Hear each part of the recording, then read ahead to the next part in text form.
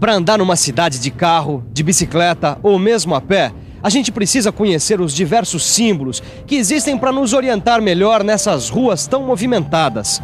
Da mesma forma, também na indústria existem símbolos que servem para ajudar o profissional da mecânica a identificar rapidamente os diversos tipos e estados de superfícies de peças.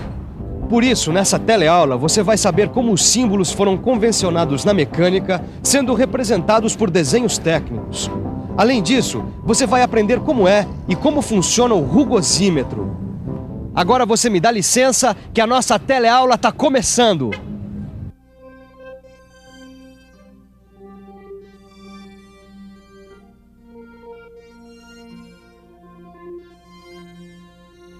Agora sim, para acabar esse desenho só falta colocar os símbolos indicativos de superfície da peça.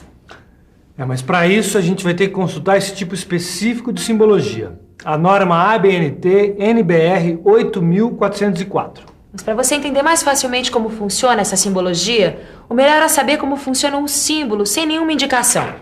Esse símbolo básico aqui só pode ser usado quando o seu significado for complementado por uma indicação. Este outro caracteriza uma superfície usinada, sem mais detalhes. E esse terceiro caracteriza uma superfície na qual a remoção de material não é permitida. Ele indica que a superfície deve permanecer no estado resultante de um processo de fabricação anterior. Poxa, Silva, pelo menos agora eu entendi a parte básica dessa simbologia. Também mais cedo ou mais tarde, eu vou ter que saber para que serve cada símbolo desse. Então está na hora de você saber como ficam os símbolos com a indicação da característica principal da rugosidade RA. Dá uma olhada aqui. Aqui a remoção do material pode ser facultativa, exigida ou não permitida. Mas seja qual for o caso, tá? Esse símbolo é característico de uma superfície com rugosidade 3,2 micrômetros. Então aqui quer dizer que, independente da remoção do material ser facultativa, exigida ou não permitida, o significado deste símbolo é uma superfície com rugosidade de valor máximo RA igual a 6,3 micrômetros e o mínimo igual a 1,6 micrômetros. Eu tô certo, Silva? É isso aí, garoto. Agora, além de indicarem a característica principal da rugosidade, os símbolos também podem trazer informações complementares muito importantes. Quer saber como? Então preste atenção e fique por dentro.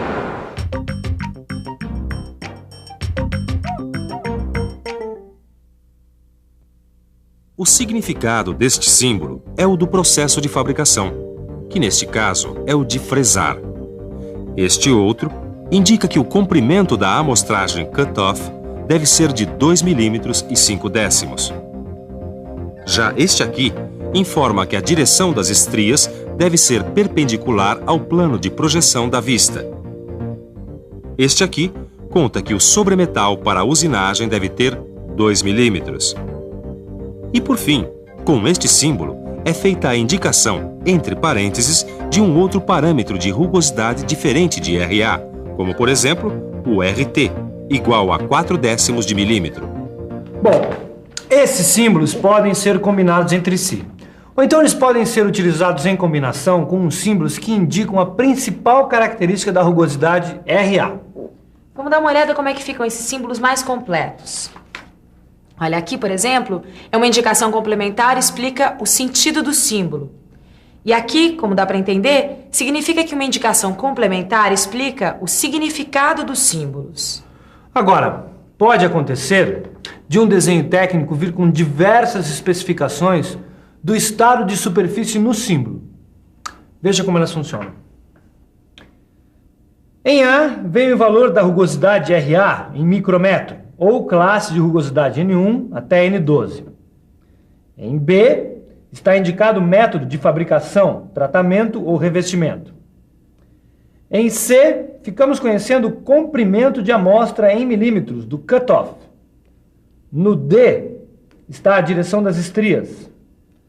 No E, está a espessura de sobremetal para a usinagem em milímetros.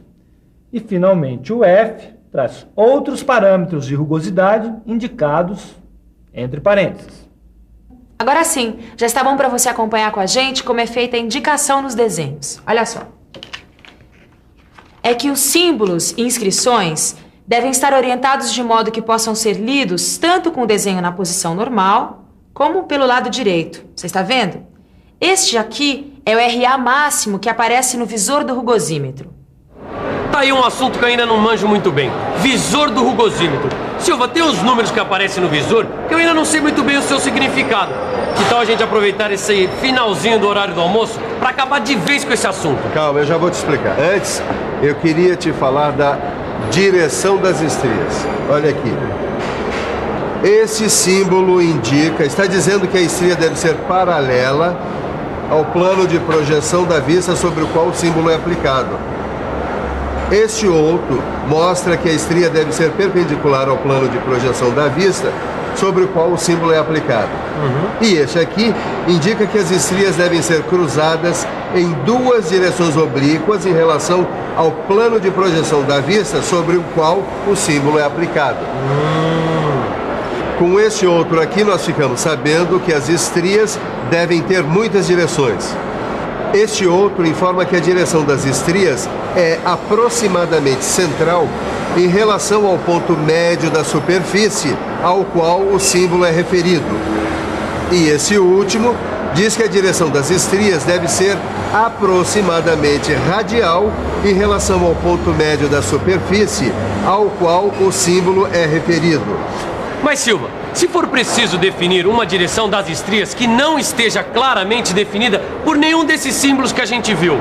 Tito, nesse caso, a estria deve estar descrita no desenho em uma nota adicional. Mas, no geral, o importante que você tem que saber é que a direção das estrias é a direção predominante das irregularidades da superfície, que geralmente são resultado do processo de fabricação. Ah, agora eu entendi, Silva. Bom, então já está na hora da gente falar do rugosímetro. Para entender melhor como funciona o rugosímetro, você pode pensar nessas antigas vitrolas. Nelas, o som que ouvimos é produzido quando a agulha entra em contato com o sulco do disco, que são essas reentrâncias aqui. Só que em vez de som, o rugosímetro produz uma medida ou uma imagem que representa a rugosidade da peça. O rugosímetro é muito usado na indústria para o controle de superfície de peças e ferramentas. Ele garante um alto padrão de qualidade nas medições e se destina à análise e resolução dos problemas de rugosidade de superfícies. E agora, para conhecer o princípio de funcionamento do rugosímetro, o melhor é conversar com a técnica que mais entende de metrologia. Não é à toa que esse aparelho é chamado de rugosímetro. Bom, pelo que você disse, ele serve para fazer avaliação de rugosidade ou textura primária, não é isso? É isso mesmo. Com o tempo, surgiram critérios para avaliação de uma textura secundária, também conhecida como ondulação. E esses aparelhos, eles foram ganhando essa nova dimensão. E por que não mudaram o nome desses aparelhos? Por uma questão de comodidade, Caio.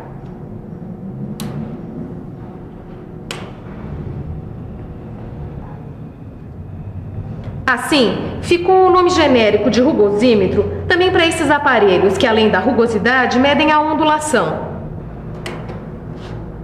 Hoje em dia, todos os aparelhos em uso, tanto no laboratório como nas linhas de produção, eles são eletrônicos e são classificados em dois grandes grupos. Um grupo é desses aparelhos aqui que, além da leitura, ele faz o registro em papel do perfil efetivo da superfície.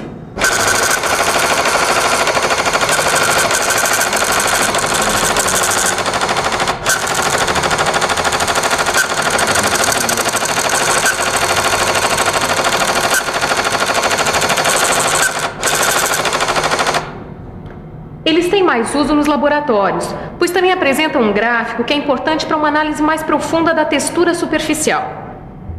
Mas, Silva, me diz uma coisa. Esse outro grupo de rugosímetros é igual a esses aparelhos que a gente utiliza aqui na linha de produção? É. A diferença em relação aos aparelhos usados lá no laboratório é que esses aqui só fazem a leitura dos parâmetros da rugosidade. E essa leitura tanto pode ser analógica quanto digital. Esse grupo de aparelhos é muito usado na linha de produção. Olha aqui, é como esse rugosímetro portátil digital. Agora você vai conhecer cada uma das partes que formam os aparelhos para avaliação da textura superficial. Você vai ver que a primeira delas se parece muito com uma agulha de vitrola. É o apalpador, também chamado de pick-up. Repare que ele desliza sobre a superfície que vai ser controlada, levando os sinais até a agulha exploradora das irregularidades. A unidade de acionamento é a parte que desloca o apalpador sobre a superfície numa velocidade constante e por uma distância desejável, mantendo-o sempre na mesma direção. O amplificador contém a parte eletrônica principal. Ele tem um indicador de leitura que recebe os sinais da agulha, amplia esses sinais e depois calcula em função do parâmetro escolhido. Registrador é um acessório do amplificador que em alguns casos é incorporado a ele próprio e fornece a reprodução em papel do corte efetivo da superfície. Agora eu já conheço os dois grupos de rugosímetros e sei como funcionam todas as partes do aparelho. Só falta agora colocar a mão na massa, Sofia. Ainda não, Caio. Você precisa conhecer os processos de determinação da rugosidade. Como tudo na mecânica, o processo de utilização do rugosímetro ele obedece a determinados critérios. Tá, e como é que é isso? Bom, o processo consiste no seguinte. Basicamente, em percorrer a rugosidade com um apalpador de formato normalizado, acompanhado de uma guia ou patim, em relação ao qual ele se move verticalmente. Posso tentar fazer dessa forma aqui? Pode sim, Caio. Mas repare que enquanto o apalpador acompanha a rugosidade, a guia ou patim acompanha as ondulações da superfície. O movimento da agulha é transformado em impulsos elétricos e registrado no mostrador e no gráfico. Enquanto o Caio pratica um pouco mais a forma correta de usar o rugosímetro, por que você não aproveita e faz uma boa revisão? E atenção, se liga aí que é hora da revisão. Na teleaula de hoje, você acompanhou em detalhes os diversos símbolos utilizados na indicação do estado de superfície e viu como estes símbolos são usados em desenho técnico. Aprendeu a diferença entre os dois grupos de rugosímetros. E ainda ficou sabendo como funcionam cada uma das partes deste aparelho. Se você não quiser esquecer nada do que aprendeu hoje, abra o seu livro de estudos e mãos à obra. Nele você vai encontrar exercícios que vão ajudar a fixar os novos conhecimentos. Pratique e progrida no curso profissionalizante. Até! Até a próxima!